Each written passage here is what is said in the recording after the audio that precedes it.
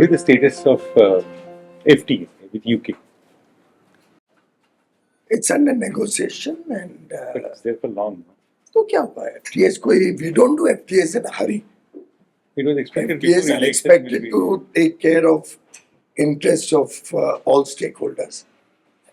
You always look for a fair, equitable and balanced FTA. Congress के समय उन्होंने FTAs किए जापान, कोरिया, आसियान के साथ, जिसका आज तक देश भुगतान कर रहा है. आप कोई इंडस्ट्री से बात करो, बोलते हैं उससे हमें नुकसान हो रहा है, और हमारे FTAs देख लो, कोई कंप्लेन नहीं कर रहा है, क्योंकि हम सब स्टेक होल्डर्स को साथ में लेते हैं. We talk to them, understand what is good और bad for them. But Johnson's time, it was almost on the verge of being announced, right? No. Something went wrong. Who told you that? He was to come to. Please don't believe everything you write in the No, newspaper. it was not written by me. It was written in pink paper. So any paper writes, don't believe what comes in the newspapers. FTA negotiations are in a closed door. We don't give out periodical reports about FTA negotiations. Boris Johnson, when he came to India, expressed the desire Yeah. publicly Yeah. that he would wish to see it over by December. But then his own government fell. Then another prime minister came, who was my original counterpart and with whom I started negotiation. Yeah. But she didn't last long enough. Then a third prime. तो उन्हीं के यहाँ ज्यादा tumultuous problem है. हमारे यहाँ तो बहुत stable और strong decisive leadership. UK people say, I mean, I was in a meeting with all these UK guys. They say that India is not conceding. Why should we concede? No, and India it is going to be a $35 trillion economy in 25 years. हम 3.5 से $35 trillion की economy बनेंगे. What is the delta of opportunity? We are adding $30 billion to India's economy. UK क्या add कर रहा है? वो आज 3.5 ट्रिलियन है, और वो 3.5 से 7-8 ट्रिलियन हो जाएंगे. उनका डेल्टा ऑफ अपॉर्चुनिटी, हमारा डेल्टा ऑफ अपॉर्चुनिटी में जमीन आसमान का फर्क है. और ये मोदी सरकार है. मोदी सरकार इन सब चीजों को समझ के एक पोजीशन ऑफ स्ट्रेंथ से नेगोशिएट करती है.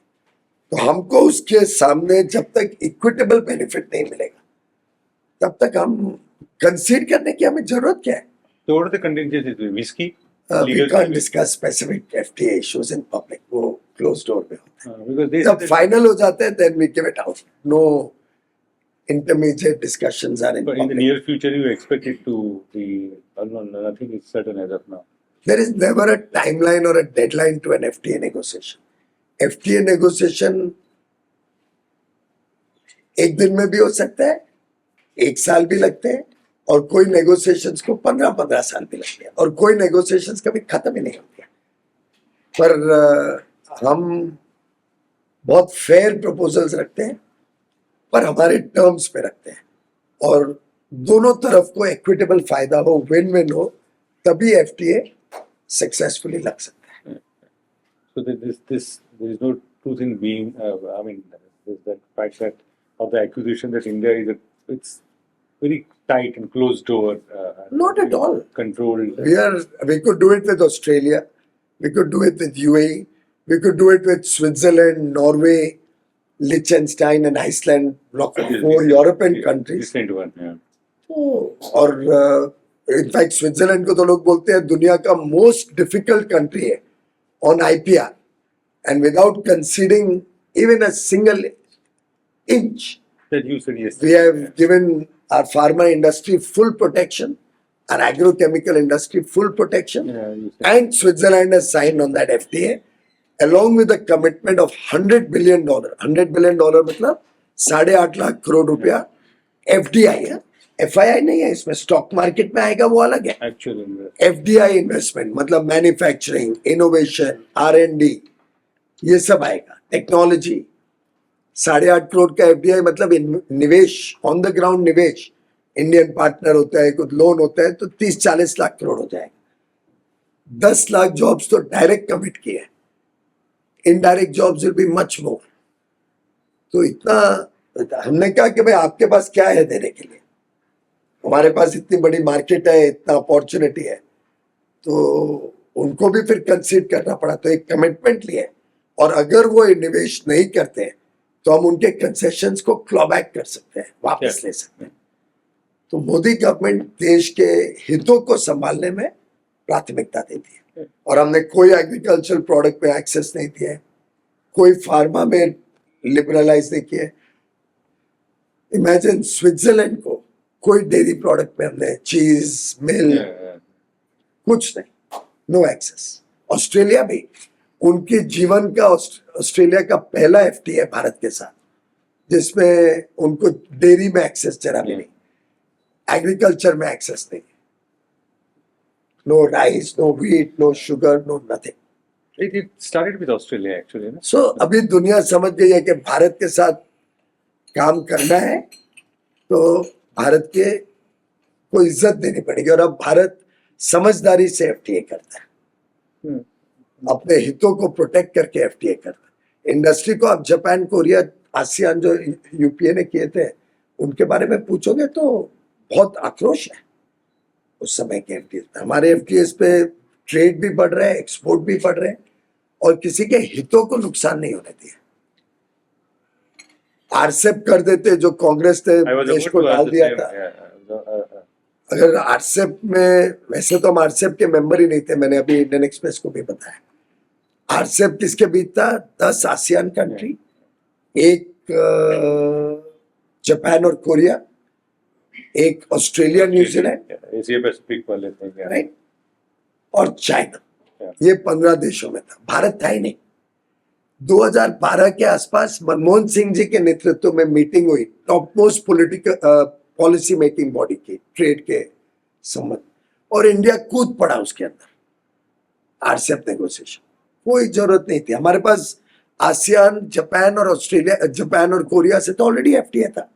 ऑस्ट्रेलिया से बातचीत चल रही थी, 6-8 महीने में खत्म हो सकती थी उस टाइम पे, 2008 से चल रही थी शायद, और 8 या 9 से। और न्यूजीलैंड में तो बिजनेस ही $300 मिलियन का है। 300 मिलियन बिजनेस मतलब 2000 करोड़ का, कोई था ही नहीं ज्यादा उस समय, तो उससे भी कम। तो एक तरीके से चाइना और भारत के बीच एफटीए था आरसेप, और भारत को उसमें कूद के डाल दिया यूपीए ने। अगर आरसेप में भारत ज्वाइन करता तो आज डोमेस्टिक इंडस्ट्री पूरी तरीके से समाप्त थी, कोई नौकरी नहीं मिलती किसी को, कोई कारोबार नहीं चलता, किसानों को भारी नुकसान होता और हम सेल्समैन और सेल्स गर्ल्स बन के रह जाते इंपोर्टेड गुड्स के ऊपर। और आज जो देश में तेज गति से आर्थिक वृद्धि हो रही है, सब खतरे में था। So this is यूपीए और कांग्रेस घोर देश को नुकसान पहुंचाते। so the protectionist. India is seen as a kind of a protectionist model. You don't We are subscribe. not at all protectionist. We are in fact opening up trade. मैं तो हर बार बोलता हूं आत्मनिर्भर भारत मतलब हम कोई भारत के द्वार बंद नहीं कर रहे। ऑन द कॉन्ट्ररी, हम भारत के द्वार और खोल रहे हैं, परंतु खोल ऐसे रहे जो भारत के हितों को संभाले। खोल ऐसे रहे, किसके साथ खोल रहे हैं? जहां ट्रांसपेरेंट दो तरफा व्यापार होता है। ऐसा नहीं कि वहां पे तो ओपेक और नॉन ट्रांसपेरेंट इकोनॉमिक सिस्टम्स है या ट्रेडिंग सिस्टम्स है, और हमारे यहाँ पे रूल्स बेस्ड सब कुछ चलता है, तो हमारे लोग तो फिर ऑलवेज डिसएडवांटेज पे रहेंगे ना भारत के। Everybody is waiting to get into politics. Just before that, China Plus is becoming a bad word now in India now. This concept of China Plus. I have a different approach. I believe China plus के बदले हमने India first की बात करनी चाहिए। India is the opportunity. हमें China को लोग पसंद करें ना पसंद करें, उसके आधार पे भारत को बिजनेस नहीं चाहिए। हम अपने बलबूते पे विश्व के साथ व्यापार करेंगे और विश्व हमारे साथ व्यापार करेंगे। चाइना से करना चाहे नहीं करना चाहे वो उनकी मर्जी। सिर्फ उसके कारण भारत में आए वो हमें जरूरत भी नहीं है और हम उसके प्रति आकर्षित भी नहीं। Everybody is now उमाकांत का सुरुवात जैसे हम बीच है ना। आप अभी इलेक्शन की राजनीति में, मतलब लोकसभा इलेक्शन लड़ रहे हैं, तो कैसे नियोजन कर रहे हैं, क्या देख रहे हैं? मतलब आप बहुत इलेक्शन लड़े हैं, 1984 से अब 40 साल हो गए। पहले दूसरों के लिए लड़ते थे, अब अपने लिए लड़ते हैं। पण तुम्ही उत्तर मुंबई मतदारसंघ का निवडलात? क्योंकि ये जो हमारे एरिया जहाँ से मैं पैदा हुआ, मुंबई में सायन में पैदा हुआ, माटुंगा में डॉन बॉस्को में पढ़ा, वहीं पे पूरा जीवन काटा। वो शिवसेना के गट नेता की कॉन्स्टिट्यूएंसी है, राहुल शेवाले की, तो बीजेपी के हाथ में नहीं थी वो constituency. One question everybody whoever is watching. और वैसे मुंबई तो मुंबई है ना, एक ही है। मुंबई को हम डी शिव कुमार के भाई की तरह, के सुरेश की तरह हम बांटने में नहीं लगे हुए हैं। हम तो देश को एक देखते हैं। वो लोग नॉर्थ साउथ डिवाइड की बात करते हैं, वो बात करते हैं कास्ट सेंसस की। हमारे लिए कास्ट है गरीब, युवा, अन्नदाता और नारी। वो लोग बात करते हैं देश को हर प्रकार से तोड़ने की, हम बात करते हैं जोड़ने की। तो मुंबई को भी जोड़ना है, तोड़ना थोड़ी है।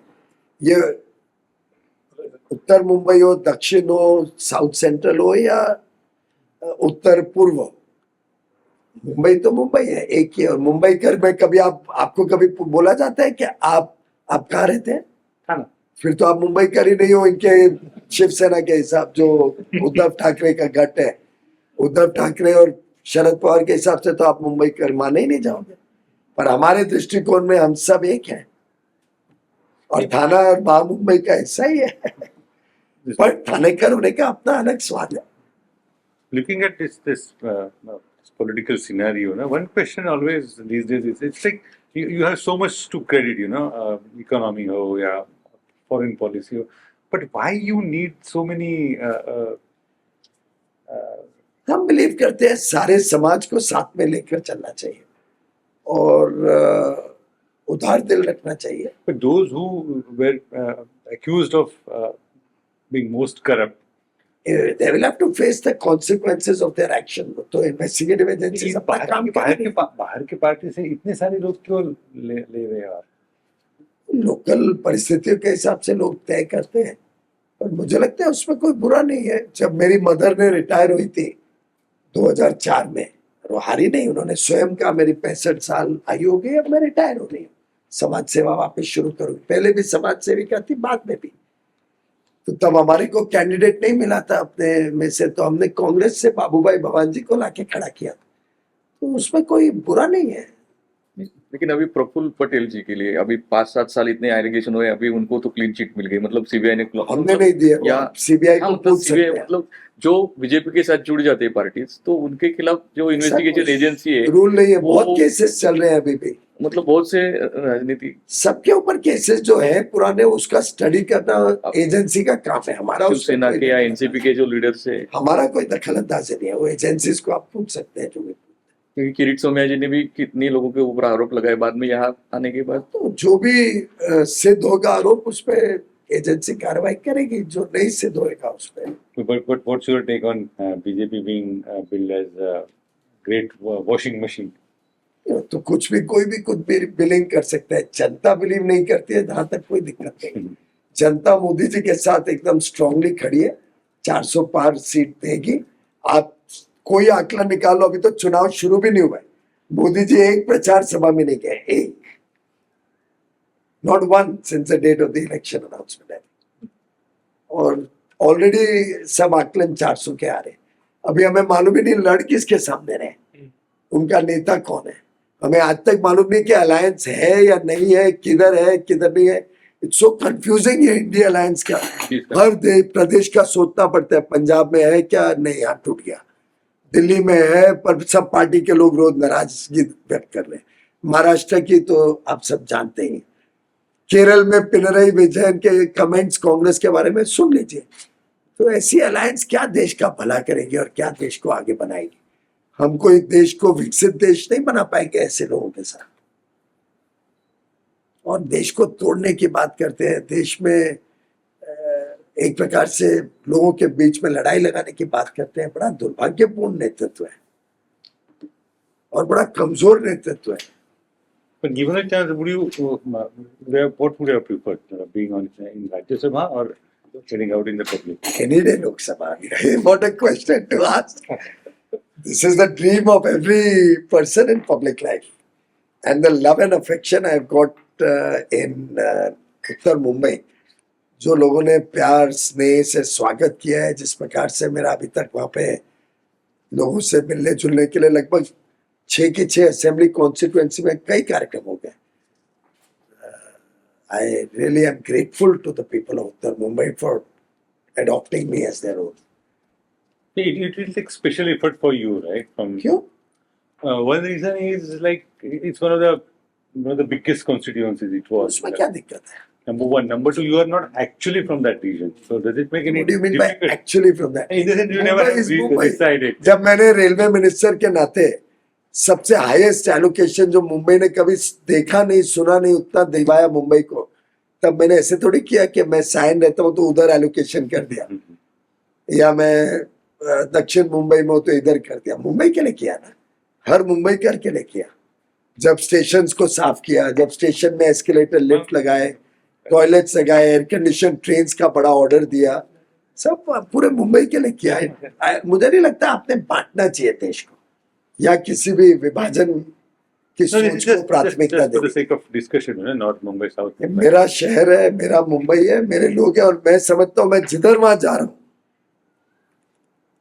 हर एक जना बोलते हैं मैं आपके घर तब आया था, मेरा तब संबंध हुआ था. चारों वहां के एमएलए हमारे जो है, चारों मेरे बचपन के मित्र हैं. सुनील राणे वर्ली में था दत्ता राणे के साथ, Yeah, उनका लड़का. तो उनका हमारा एकदम बचपन के दोस्ती है. अतुल भातकलकर अतुल- हमारे कार्यालय देखता था, तो उसका मेरा बचपन का संबंध है. योगेश सागर कब का कार्यकर्ता है, और शायद पापा अध्यक्ष थे तब Yeah. पहली बार चुनाव लड़ा वहां पे. गोपाल शेट्टी और मेरा 40 साल का मित्रता भी है, दोस्ती भी है, सहयोगी भी है, हम साथ में काम किया है. और मनीषा ताई तो literally is like my mother if you have met her. Yeah. Manisha is almost in her behavior, the way she goes into the slums, the way she is with the Koli people. It's, Yeah. I can almost see her. And I've known her again for 30 Yeah. odd years. अपनी कार्य करती है अच्छी. मेरे लिए तो I'm very seamlessly, comfortably into my constituency. So because why I ask this question? Because और generally, मैं तो मानता हूँ पूरा देश एक है.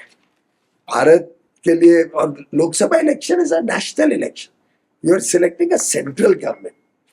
You are not doing a localized कोई बड़े मुद्दों पे चुनाव लड़ा. देश की सुरक्षा, देश की एकता अखंडता, देश का आर्थिक विकास, लोगों के जीवन में बदलाव, गरीब का कल्याण, देश में सुशासन और भ्रष्टाचार मुक्त देश को कैसे बनाना है, नारियों का सम्मान कैसे करना है. लोकसभा तो उन विषयों में, और ये इलेक्शन तो मोदी जी का इलेक्शन है, वोट तो मोदी जी को पड़ रहा है. अपोजिशन जो इंडिया अलायंस है, आप बोल रहे हैं कि वो इंडी इंडी ना, ए स्टैंड्स फॉर अलायंस, INDI.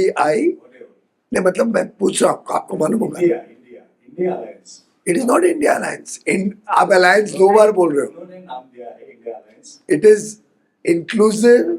क्या है वो? आप विश्लेषण कर सकते हैं, लेकिन उन्होंने इंडिया अलायंस नाम दिया है. अच्छा. उस तरह से मैं आपको मैं क्लैरिफिकेशन चाह रहा था कि वो लास्ट ए क्या है.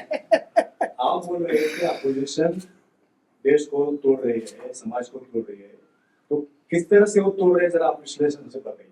विश्लेषण से बताता हूँ कि जब DK शिव कुमार, जो माननीय उप मुख्यमंत्री है कर्नाटक के, वो बोलते हैं, उनका भाई सुरेश है शायद नाम, जो माननीय सांसद है, एक सांसद प्रेस में बयान देता है कि हम जितना टैक्स पे करते हैं उतना टैक्स हमको वापस नहीं दोगे तो हम दक्षिणी राज्यों को सोचना पड़ेगा कि हमें देश के साथ रहना है कि नहीं. नहीं, इससे ज्यादा अभद्र देश को तोड़ने की बात नहीं हो सकती. जब उनका सबसे बड़ा नेता, जो शायद प्रधानमंत्री का उम्मीदवार बन सकता है, युवराज, वो जब कहता है कि कास्ट सेंसस होना चाहिए देश में और जितनी जनसंख्या उतना अधिकार, और इस प्रकार के विवादित बयान देता है, तो समाज में दरार क्रिएट करने की कोशिश कर रहे हैं. हमारी कोशिश है सबको जोड़ना.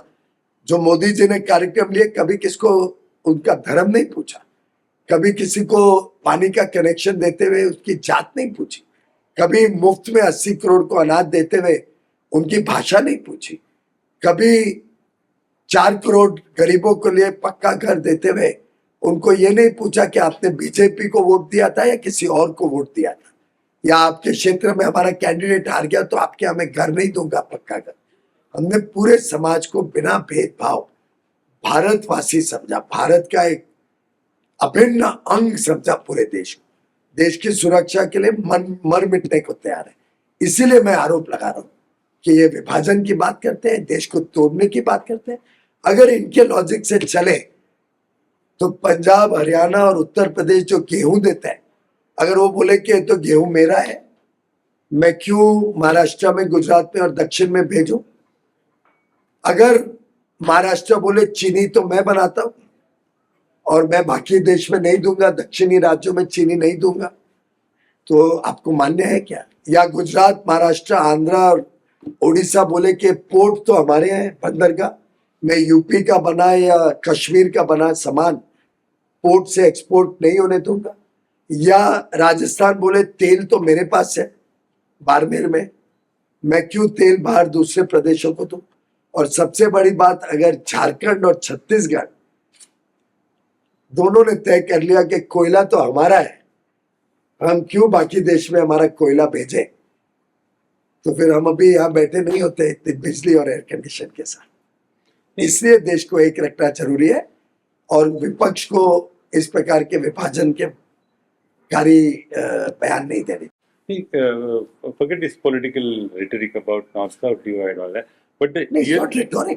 no, I It mean, was a serious comment. made yeah, on but the television. way it is hyped, you know, I mean, this is Wait, diverting उसका स्टेटमेंट हाइप है नहीं, I mean, और बाकी मीडिया की से- तरफ से बोल रहा हूँ, आपकी तरफ से नहीं.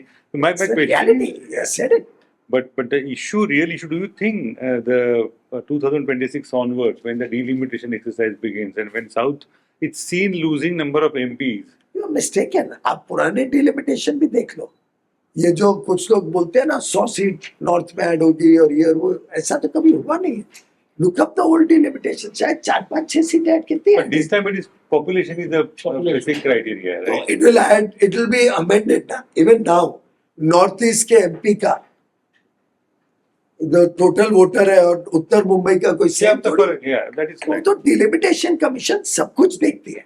मुंबई में हुआ ना But delimitation, you made a very interesting Mumbai में statement. 6 सीट के 6 ही है ना, एरियाज चेंज हुए जो इक्वेट ऑल दी। नहीं तो साउथ मुंबई में 5 लाख वोटर थे जब मिलिंद देवरा जीतता था, नॉर्थ में ज्यादा थे। नॉर्थ में मुरली। 25 लाख थे। मुरली हुआ है, हाँ. तो आप लोग डिलिमिटेशन को जरा स्टडी So, करके but- फिर उसके बारे में This is very ये पढ़े interesting, लिखे। important statement आपने कहा कि वो नॉर्म्स उसके चेंज हो सकते हैं. हो नहीं सकते हैं, होते ही है। वो तो हर डिलिमिटेशन का एक सिस्टम बनता है। आप पुराने जरा उसका स्टडी रिसर्च करा लीजिए। महाराष्ट्र का भी तो हुआ था अभी. बच्चों से रिसर्च करा लो तो आपको ध्यान में आएगा कि ये भी पूरा झूठा प्रचार। और मैं तो आपसे हाथ जोड़ के विनती करता हूँ, आप यंग जर्नलिस्ट भी हैं यहाँ पे, कि रिसर्च करने की और गहराई में जाने की आदत डालिए। ये ब्रेकिंग न्यूज और सेंसेशनल न्यूज कभी कभार चल जाती है, उसके बाद लॉस ऑफ क्रेडिबिलिटी हो जाती है। जब हम ही अगर समझेंगे नहीं कि देश की व्यवस्थाओं में कैसे चलता है, क्या हो रहा है, So the whole तो हम argument, मिसगाइड करेंगे हमारे व्यूअर्स और रीडर्स को। so the whole argument that 5 states will have number of MPs more than भाई मैं तो डिलिमिटेशन कमीशन में बैठता नहीं हूँ, ना मैं उस सब्जेक्ट का एक्सपर्ट हूँ। मैं आपसे विनती कर रहा हूँ, आप रिसर्च करिए ना, तो आपको ध्यान में आ जाएगा कि कैसे चलता है वो काम। अभी जनसंख्या के हिसाब से प्योरली जाए, प्योरली तो अभी जो कश्मीर में भी डिलिमिटेशन हुआ है, उसमें जम्मू की सीटें और बढ़नी चाहिए थी।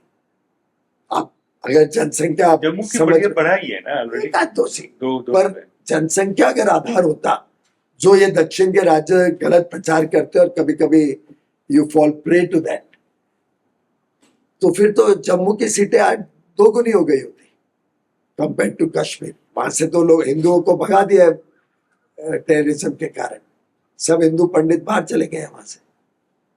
तो मुझे लगता है इसको स्टडी करके रिसर्च करके लिखोगे तो सही पिक्चर आप अपने रीडर्स को बता पाएंगे और उसमें पोल खुल जाएगा विपक्ष का। और खास तौर पे डीके शिव कुमार के भाई Suresh Because there was a जैसे- paper published a couple of years back, how delimitation and the overall challenges. It was with numbers and how. किसका पेपर था और कितना ऑथेंटिक था जरा हाँ, वो research- तो है. I mean that can be ऐसे- debated. तो आपके पेपर में भी कितनी चीजें आती हैं जो बेबुनियाद होती हैं। So this is तो हर पेपर के this is चीजों को रिसर्च करना ज्यादा अच्छा not है। talking about the newspaper. It was the Keshav को अच्छा नहीं लग रहा है मेरा इंटरव्यू या मेरा comments. The issue is that पण सेन्सस कधी होईल आता हा. आफ्टर द इलेक्शन सेन्सस होईल सेन्सस कधी होईल मुझे मैं सेंसस का कमिश्नर नहीं हूँ भाई। किंवा ते पार्ट ऑफ द गव्हर्नमेंट आहे नहीं, पर वो तो कोविड की वजह से अटक गया था। Soon as the election gets over I think it start. because मुझे लगता है कि 24 में इलेक्शन हो जाएगा तो शायद 25 में होना चाहिए, 25 में। But normally it would have happened in 21 I yeah, think. 21. But वो तो एकदम पीक कोविड पीरियड था। It's 10 years. Yeah, last one was पर 11. Again that is a decision which will be taken after the election.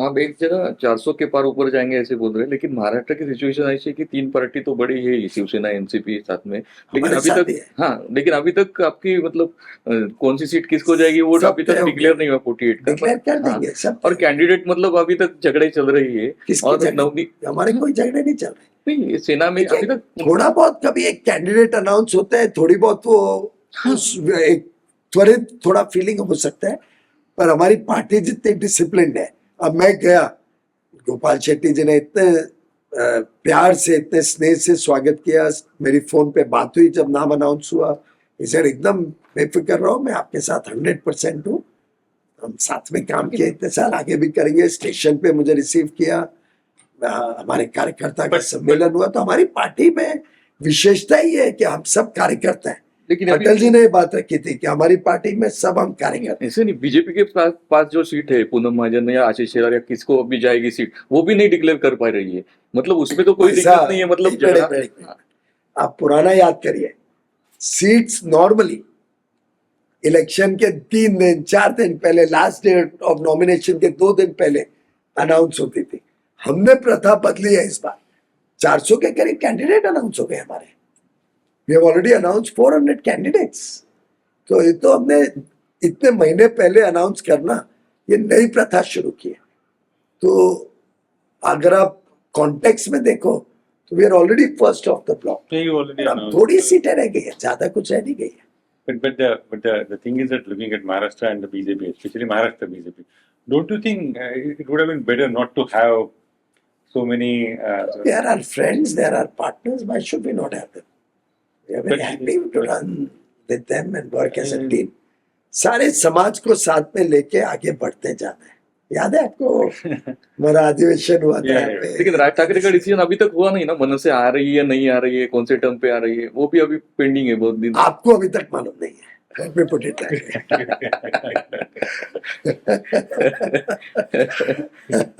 But I mean, leave aside the news part of it. But I mean, looking back, don't you think it's a bit unfair on BJP's state leadership to have so many? This was a decision of the state leadership. हमने कभी कोई दिल्ली से voice किया। not about Raj or Manase or whatever, you know, like having Ajit Pawar. That also is a decision taken by the state leadership. वो हमने यहाँ से decide करके दिल्ली की अनुमति ली।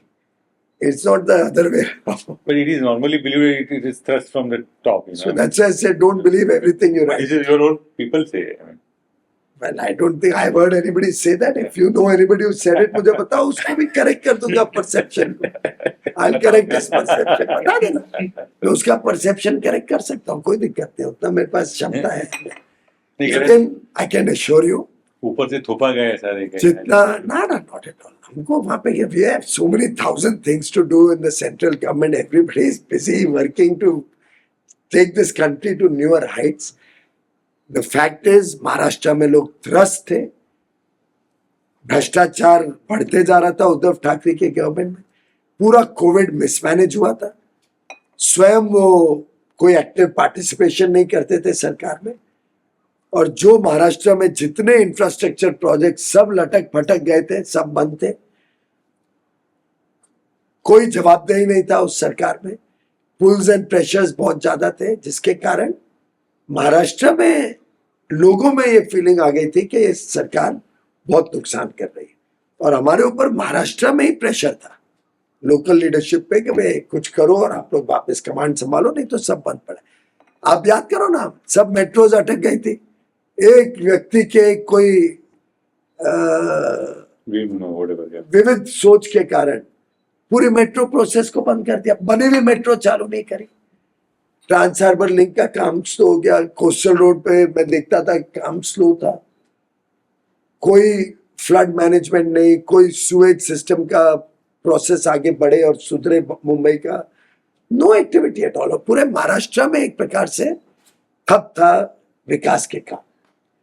तो But don't you think, I mean, on your own, that government rather would have fallen on its own weight, because of its own it fell on contradiction? It's own wait. हमने क्या Yeah, किया? but then you would have been in a better position where But you Girish ji, were हमने alone. क्या किया? It fell on its own contradictions. अब जिस प्रकार से इंसल्ट किया गया मुख्यमंत्री, आज के मुख्यमंत्री का, उनके कार्यक्रमों में, उनके पार्टी में, कोई भी सेल्फ रिस्पेक्टिंग पर्सन टॉलरेट नहीं करेगा। मैं बताता हूं, मेरे वहां पे भी अगर कोई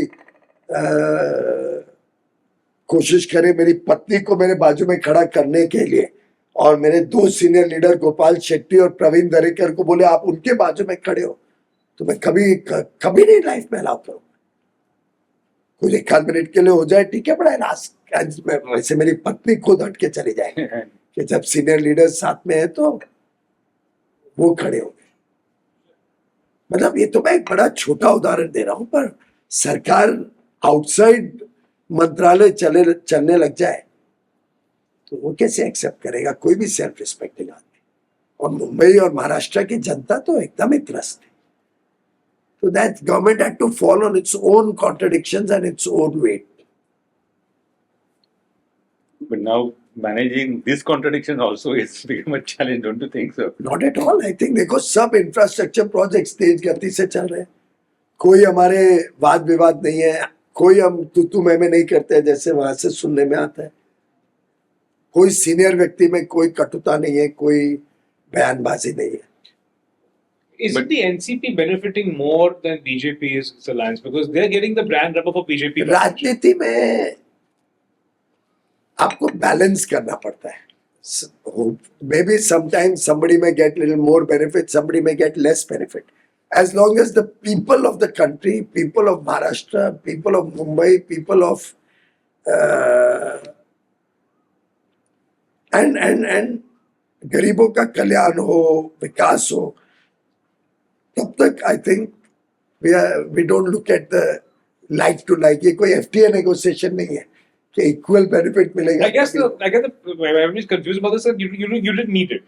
You didn't need it. You could have easily taken it where you are right now. देखिए, मैंने जैसे इनको कहा कि हम समझते हैं कि सबको साथ में लेके चल के देश का विकास करें, वो ज्यादा अच्छा है, रादर देन हम अपने आप को ही सोचे कि हम ही अकेले सब कुछ कर लेंगे। Is there any party you would never align with in Maharashtra? समय बताएगा। Because there was a talk that Uddhav himself might switch side and will come back to you and all that. I am not privy to any such information. But when BJP won't mind, right? Again, I don't take that decision.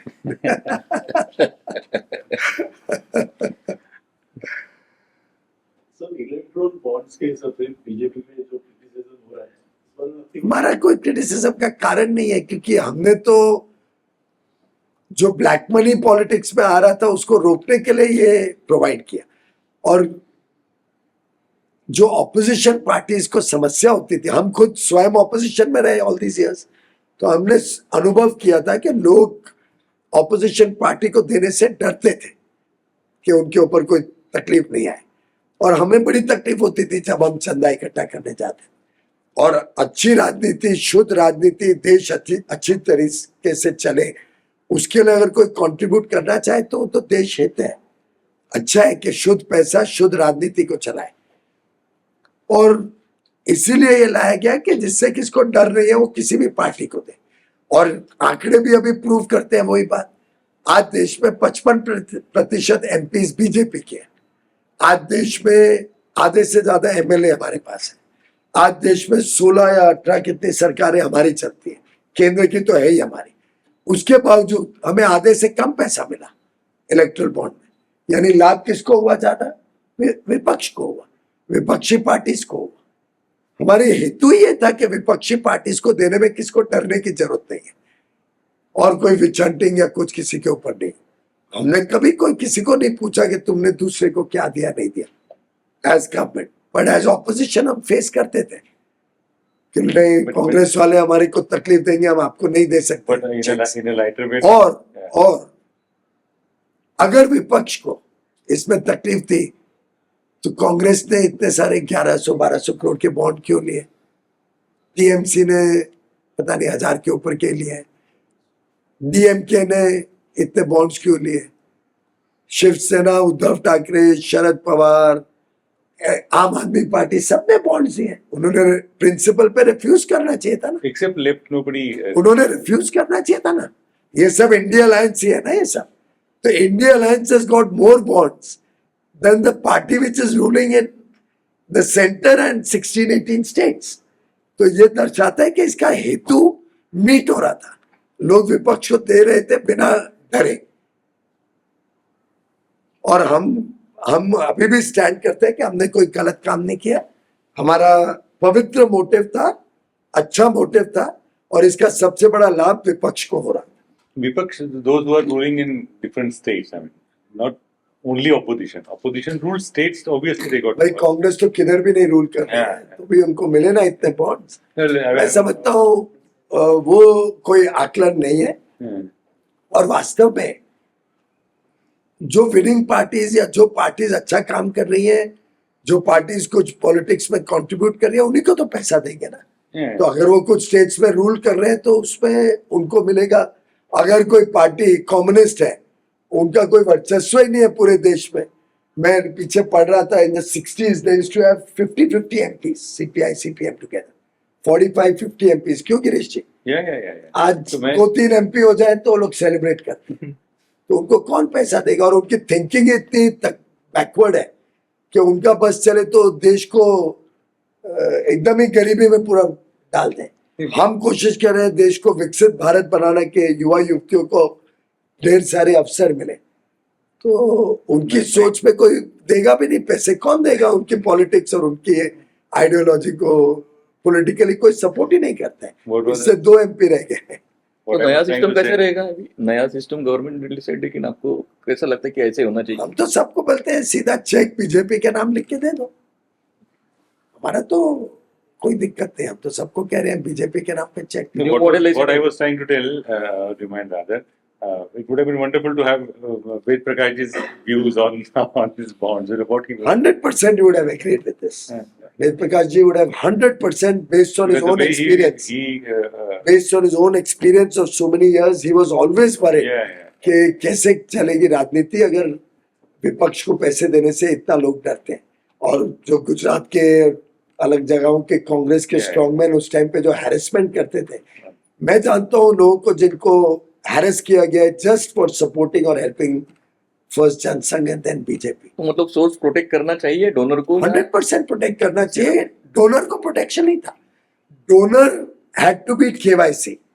Donor के नाम आते थे, उसकी balance sheet पे आता ही था कि मैंने इलेक्ट्रल बॉन्ड से इतना डोनेशन दिया, किस पार्टी को दिया उसने, वो प्रोटेक्टेड था। और पार्टी को जो पैसा आता था वो भी बैंक में आता था।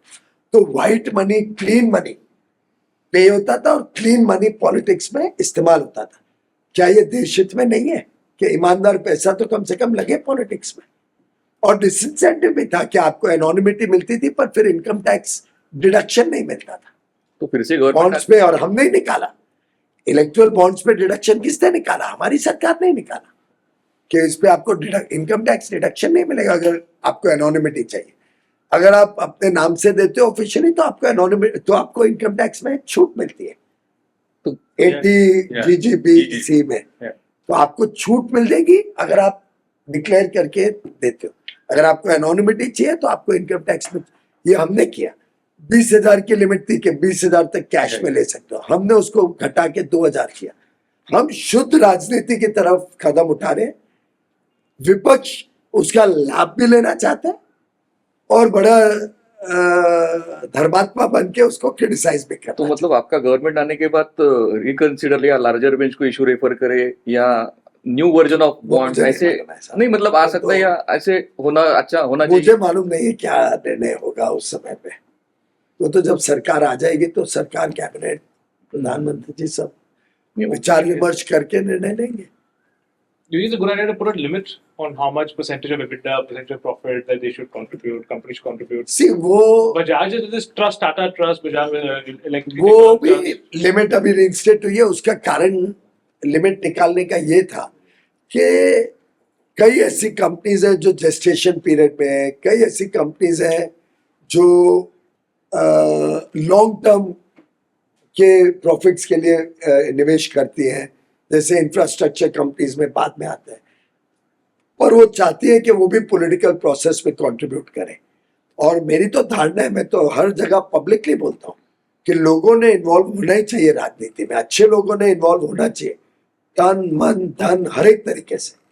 जब अच्छे लोग राजनीति में आएंगे एज पॉलिटिशियंस और एज डोनर्स और सपोर्टिंग गुड पार्टीज, तभी देश आगे बढ़ेगा. मेरी तो बहुत पक्का मानना है कि अच्छे लोग चाहिए राजनीति में, और वो मोदी जी लाने की कोशिश कर रहे हैं प्रधानमंत्री के नाते, और भाजपा की सरकार ला रही है देश में. So now, from here onwards, still you will be camping in North Mumbai? No, only? no, I have to do my national duties also. Yeah, I have to run my yesterday you ministries also and balance it all. आखिर उनको मेरे इतना पूरा बढ़िया setup है, कार्यकर्ता है, वहाँ के नेता हैं, उनको मैं पूरी तरीके से Yeah. मानता हूँ कि उनकी भी लोकप्रियता उतनी है, और मोदी जी के आशीर्वाद है तो जरूर अच्छी विजय होगी. आप एनर्जी मिनिस्टर भी Keshav has a soft corner for Indian Express and Lok Sabha. Good summary in your team has, no? No, but an entire BJP has. I won't have to say that. You know? तो सत्ता के लिए criticise करने के बाद भी है. वो ये तकलीफ इसलिए आते हैं, पहली बार इधर ही आते हैं कि ये कमबख्त दिल है कि मानता ही नहीं. So I'll take it. But there are But interesting, doing brother. It's good to have you in the political arena, because otherwise you were just only confined to the ministry. Now you will be easily accessible और ज़्यादा हो जाएंगे. जरा अच्छा है. अभी आपका चुनाव पत्र तो आने वाला ही है, आप 400 पार होने मतलब बोल ही रहे हैं, तो मतलब अभी महाराष्ट्र के विचार कर रहे थे, मुंबई और अहमदाबाद बुलेट ट्रेन चालू होने वाली है, और उसके बाद मतलब देश में कितनी बुलेट ट्रेन ऐसा मतलब आपका ये तो एक प्रयोग है, शुरुआत है. हाँ अल्टीमेटली तो हम इसको और एक्सपैंड करेंगे और इंडिजिनाइज करेंगे. क्योंकि 100 डेज का प्रोग्राम भी आपने एक मीटिंग हुई है, 8 घंटे चली वो. हाँ हाँ और वो इतना देख के दिल चौड़ा हुआ, दिल में आनंद आया और इतना आत्मविश्वास भर गया कि क्या ट्रैक पे देश जाने वाला है. आप सब लोग उसको एंजॉय करेंगे. आप हम लोग तो चलो, हम तीन थोड़े रिलेटिवली, पर ये युवा लोग बहुत एंजॉय करेंगे. आगे देश एक अलग ट्रेजेक्ट्री पे ग्रो करने वाला है. We have very good times ahead of us. जो अभी आधारशिला बन गई है. देखो, हमारी मैक्रो इकोनॉमिक 3 स्तंभ पे मोदी जी ने काम किया है. एक जो फ्रेजाइल 5, एक कमजोर इकोनॉमी, ब्याज के दर ऊंचे, महंगाई ऊंची, फॉरेन एक्सचेंज रिजर्व्स घटते जा रहे हैं. अगस्त 2013 में 68 रुपीज टू $1 हो गया था. 6 महीने का इंपोर्ट का लेवल था फॉरेन एक्सचेंज. तब चिदम्बरम को फॉरेन एक्सचेंज बोरो करना पड़ा, FCNRB. उस समय के ब्याज के दर जो 3-4% थे, उससे 2% ज्यादा देंगे, यानी 60-70% more interest than the prevailing interest, just to shore up reserves के थोड़ा रुपया वापस लाइन पे. इतनी चरमरा गई थी पूरी अर्थव्यवस्था. फ्रेजाइल 5 11th लार्जेस्ट, और चिदम्बरम ने तो बजट स्पीच में बोला 30 साल में हम 5वीं सबसे बड़ी बनेंगे, या 30वीं, पता नहीं क्या बोला था. देख लो बजट स्पीच. ऐसे मेरे को कोट नहीं करना, रिसर्च कर लेना. या तो 3rd या 5th बोला था, 30 साल में बनेंगे. और हम 10 साल में 11वीं से 5वीं पे आ गए, और 3 साल में हम 3rd largest economy of the world बन जाए. यानी 13 साल में बनाम उनका जो अनुमान था 30 साल, उनमें बड़ी विजन ही नहीं थी. मोदी जी ने पूरी अर्थव्यवस्था को ट्रैक पे लाया. फॉरेन एक्सचेंज रिजर्व 636 बिलियन, 1 साल के करीब इंपोर्ट्स सिक्योर कर दिया है देश को. वे पीछे में एक बड़ा फंड है ब्लैक रॉक. अच्छा, ब्लैक रॉक के CEO लैरी फिंक से बात कर रहा था. सैन फ्रांसिस्को में एक मीटिंग में। इससे भारत का फॉरेन एक्सचेंज के लिए हमें कोई चिंता, फॉरेन करेंसी के लिए हमें कोई चिंता नहीं, it's a very stable currency. अब ब्लैक रॉक, और ये जानते हैं आनंद जी, ब्लैक रॉक दुनिया का सबसे बड़ा फंड है, उसका सीईओ जब बोलता है कि हमें अभी भारत में फॉरेन करेंसी डेप्रिसिएशन या स्टेबिलिटी की चिंता नहीं है, it's a big endorsement for Modi. हमारा इन्फ्लेशन देखे तो 77 वर्ष की आजादी में सबसे कम एवरेज इन्फ्लेशन हमारे दशक में 10 साल में रहा है, lowest in so many years. Congress के जमाने में आप 9, 10, 11, 12, 13 पीरियड पूरा निकाल लो, कभी 9%, 10%, 12%, 13% ऐसा इन्फ्लेशन होता। हमारा औसतम 5.5, 5.25, 5.5 है, लोएस्ट है। ब्याज के दर एकदम घट गए थे यूक्रेन वॉर के बाद, थोड़े बढ़े क्योंकि नियंत्रण में लाना था महंगाई को। मुझे लगता है अब रिवर्स साइकिल शुरू हो जाएगा, महंगाई पूरे तरीके से। महंगाई ऐसे कंट्रोल में है कि केंद्र सरकार ने 28,000 करोड़ रुपए खर्च किए प्राइस स्टेबलाइजेशन फंड से, यहां तक सुनिश्चित किया कि जरा सी किधर महंगाई बढ़ती है तो हमने रिटेल आज 20,000 आउटलेट बना लिए, 20,000, एंड ऑनलाइन भी बेचते हैं। भारत दाल, चना दाल 60 रुपए में, और क्वालिटी अच्छी है, उसका रेटिंग ऑनलाइन में 4.4 है। 25% मार्केट शेयर हो गया है भारत दाल। भारत आटा 27.5 रुपए में, भारत चावल 29 रुपए में। अभी पारबॉइल्ड राइस शुरू करेंगे दक्षिणी राज्यों के लिए, भारत राइस में पारबॉइल्ड वर्जन। मूंग की दाल 109 रुपए में। जो तेलों के दाम दुनिया में बढ़ गए थे, भारत में भी बढ़े थे, फिर लेवल पे आ गए, पुराने लेवल पे आ गए। आप प्याज जब महंगा हुआ, मार्केट में कंज्यूमर 140 करोड़ लोग खाते हैं, किसानों को भी सुरक्षित रखा, उपभोक्ता को भी महंगा नहीं होने दिया। किसानों से अच्छे दाम पे खरीदा, जिससे किसान भी संतुष्ट, उपभोक्ता को 25 रुपए में उपलब्ध कराया कि आपको चोट नहीं पड़े, आपके घर का बजट नहीं खराब। जब एक साथ कर्नाटक, हिमाचल, उत्तराखंड में बारिश आई जो पहले कभी नहीं आई थी, टमाटर के दाम एकदम ऊंचे हुए कुछ दिनों तक, तो बाकी जहां टमाटर अवेलेबल था वहां से खरीद के हमने मार्केट में दिया, उस दाम को एकदम कंट्रोल किया। 3 decades. रिलीज भी आई का था 3 decades 3 डेकेड्स में क्या बनेंगे? Third largest. 30 साल बनाम 3 साल, 13 साल। 2014-15 14 के बजट में उन्होंने कहा था, अपने आखिरी बजट में, इंटरिम बजट जो देते हैं 14। But this agricultural तो महंगाई को नियंत्रण में रखा, ब्याज के दर नियंत्रण में रखे, विकास के दर लगातार बढ़ते जा रहे हैं। नॉमिनल ग्रोथ देखें तो आज 9.5% यूएस डॉलर जीडीपी ग्रोथ हमारी हर वर्ष हो रही। इस पेस पे 30 ट्रिलियन डॉलर की इकोनॉमी हो जाएंगे 2047 तक।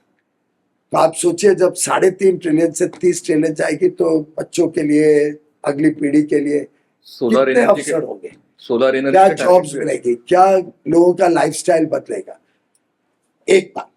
दूसरी तरफ उन्होंने गरीब कल्याण और सुशासन पे फोकस किया, गुड गवर्नेंस एंड वेलफेयर। रोटी, कपड़ा, मकान, स्वास्थ्य, शिक्षा, बिजली, सड़क, पानी, हर प्रकार की रोजमर्रा की चीजों पे मोदी जी का होलिस्टिक अप्रोच है, जिससे रोजमर्रा के जीवन में लोग को फ्रीडम हो जाए। ये सब चीज अभी हो गई, अभी इसकी चिंता नहीं। अभी मोबाइल पे देखो न्यूयॉर्क में क्या हो रहा है, मुझे वो एस्पायर करना है।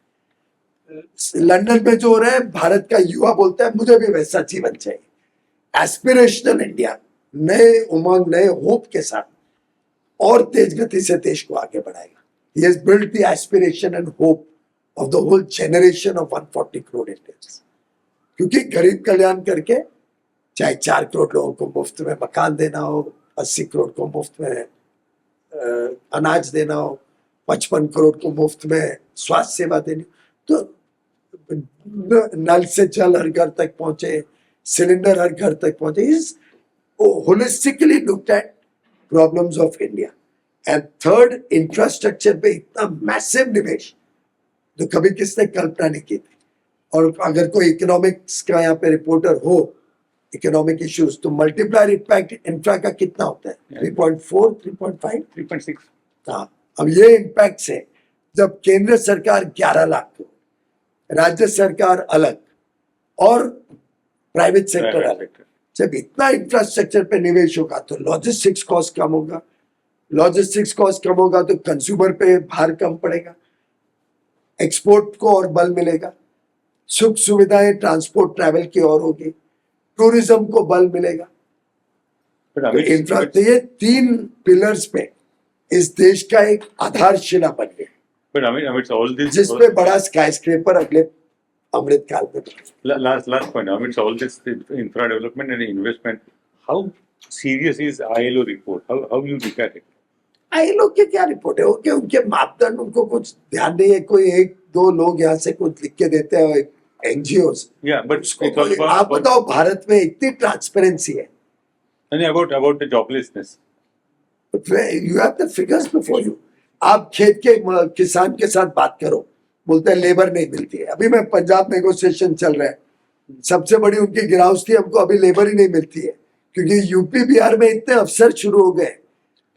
यूपी में 34 लाख का निवेश हो रहा है, for 34 lakhs in UP, which was considered BIMARU state. Industry hold करके जा रही है यूपी निवेश करने के लिए।